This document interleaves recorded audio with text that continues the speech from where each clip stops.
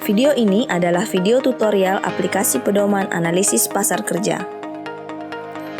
Adapun cara untuk mencapai menu utamanya adalah dengan mengklik tombol Next pada cover atau halaman awal dari aplikasi ini. Pada menu utama aplikasi terdapat 3 menu drop-down utama, yaitu input data, tabel, dan grafik. Pada input data, kita memasukkan data-data yang kemudian akan dianalisis berdasarkan yang kita butuhkan untuk analisis pasar kerja. Sementara tabel dan grafik merupakan hasil olahan dari data-data yang sudah kita input sebelumnya pada bagian input data. Pada input data, secara garis besar terdapat 3 kategori besar data, yaitu data penduduk yang terdiri dari data penduduk dan juga penduduk usia kerja.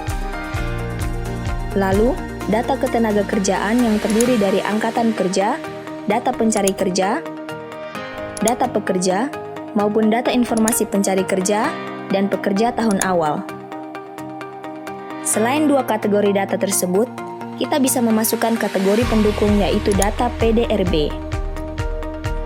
Sekarang, kita akan masuk ke salah satu menu input data, yaitu data penduduk. Cara untuk masuk ke dalam menu input data yaitu, pertama, klik lockdown untuk input data yang terdapat pada kolom yang berwarna hijau. Lalu klik data yang ingin diinput. Setelah itu, pilih data dengan menekan pilih pada kolom yang berwarna orange. Setelah masuk ke menu data penduduk untuk melakukan input, terdapat 3 menu utama, yaitu tambah data, ubah data, dan hapus data. Pada tambah data, kita memasukkan data sesuai dengan tahun yang diinginkan berdasarkan kelompok ataupun jenis kelamin. Setelah itu, kita bisa klik simpan. Secara garis besar, seluruh menu input berisi tambah data, ubah data, dan hapus data, sehingga data yang sudah diinput sebelumnya bisa dirubah ataupun bisa ditambah kembali jika seandainya ingin melakukan entry lagi kemudian. Setelah melakukan input pada data penduduk, kita bisa kembali ke menu utama aplikasi dengan mengklik menu utama aplikasi pada kolom yang berwarna biru ataupun mengklik keluar. Setelah mengklik salah satunya, kita akan kembali pada menu utama aplikasi ini yang berisi 3 drop-down menu. Untuk input data sendiri, perlu diperhatikan konsep pada PDRB. Jika kita melakukan input pada data PDRB, maka terdapat harga konstan maupun harga berlaku.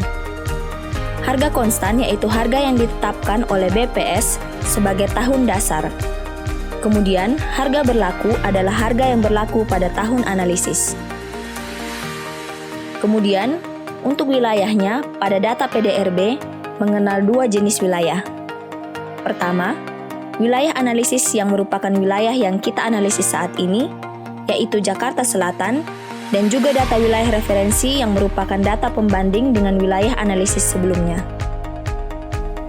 Jadi, misalnya kita ingin membandingkan Jakarta Selatan dengan Provinsi DKI Jakarta, maka kita menganggap wilayah analisis kita adalah Jakarta Selatan, sementara wilayah referensi kita adalah Provinsi DKI Jakarta.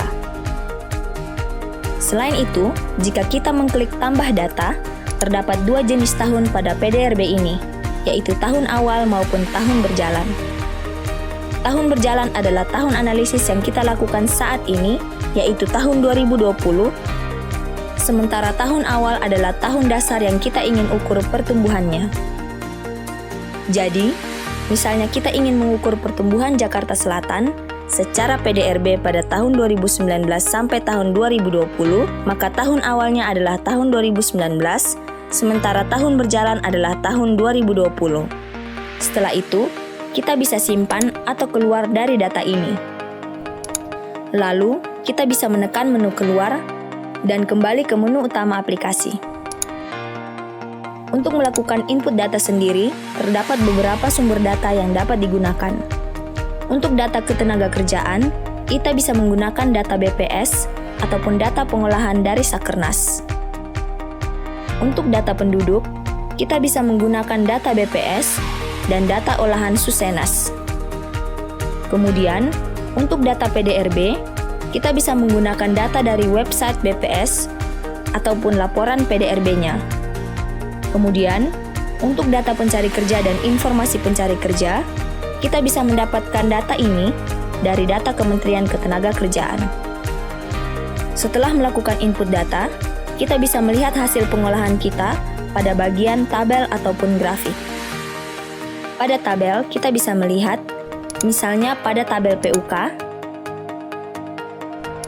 tabel distribusi presentasi penduduk usia kerja menurut kelompok umur dan jenis kelamin tahun 2019. Kemudian, kita bisa memilih data-data di sini untuk diekspor ke Microsoft Excel pada menu ekspor. Tetapi, jika tidak ingin diekspor, kita bisa kembali ke menu utama dengan mengklik keluar atau menu utama aplikasi. Selain tabel-tabel dari hasil input data, menu utama aplikasi ini juga melakukan pengolahan untuk indikator-indikator yang tidak sederhana. Antara lain adalah kita bisa mendapat rasio jenis kelamin, rasio ketergantungan, tingkat partisipasi kerja, tingkat partisipasi angkatan kerja, lalu beberapa data indikator mikro lainnya. Setelah itu, kita bisa keluar untuk kembali ke menu utama aplikasi. Setelah membahas tentang menu tabel, berikutnya, kita bisa masuk ke dalam menu drop-down grafik. Untuk menu drop-down grafik, terdapat gambar-gambar atau hasil grafik dari data-data yang sudah kita input sebelumnya di bagian input data. Ketika misalnya kita memilih gambar PUK, maka akan muncul grafik-grafik hasil pengolahan dari data penduduk usia kerja yang bisa diekspor dalam bentuk JPG. Setelah itu, kita bisa keluar untuk kembali ke menu utama aplikasi. Kemudian, jika ingin mengakses kembali tabel ataupun grafik, kita bisa kembali mengklik tiap drop-down menu, lalu kembali memilih tabel ataupun grafik yang kita inginkan, ataupun melakukan entry kembali pada data-data yang harus kita input. Demikian tutorial menu aplikasi ini. Setelah selesai, kita bisa kembali ke cover dengan mengklik cover, kemudian exit jika sudah selesai melakukan input ataupun ekspor hasil data. Terima kasih.